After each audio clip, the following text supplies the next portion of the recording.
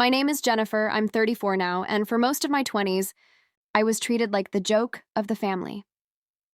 While my friends went off to law school or medical school, I stayed home and started a tiny online store. I sold handmade candles out of my garage, pouring wax at 2 a.m. and shipping packages from my local post office. I was proud of it. But my parents? They weren't. At every family dinner, my dad would ask, "So Jennifer, when are you going to get a real job?" My mom would roll her eyes and say, "This little hobby won't last forever." Even my relatives laughed. Candles? Who makes a living selling candles? The truth, it hurt. I wanted their support. But instead, I learned to live without it. I worked day and night, experimenting with scents, branding, marketing. I taught myself how to build a website, how to run ads, how to package products beautifully.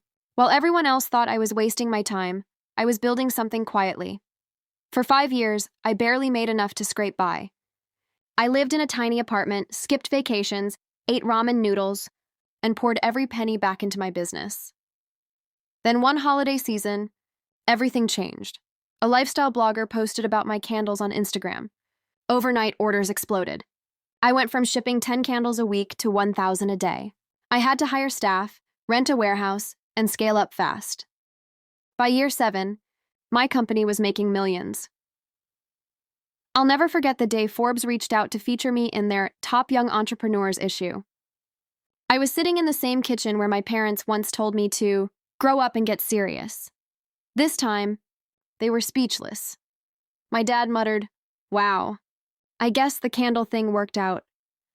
My mom started bragging to her friends that she always knew I was destined for success. But I remembered every eye roll, every joke, every word that made me feel like I was wasting my life. The funniest part? My parents later asked if they could invest in my company. I smiled and said, "You once told me this was just a hobby, but hobbies don't make millionaires." They didn't like hearing that, but it was the truth. Today, I run a brand sold in major retail stores across the country. I own the house of my dreams, I travel whenever I want, and I employ dozens of people. And every time I walk past one of my candles on a store shelf, I smile, not just because of what I built, but because of what I proved. Because sometimes, the best way to silence doubt is with undeniable success.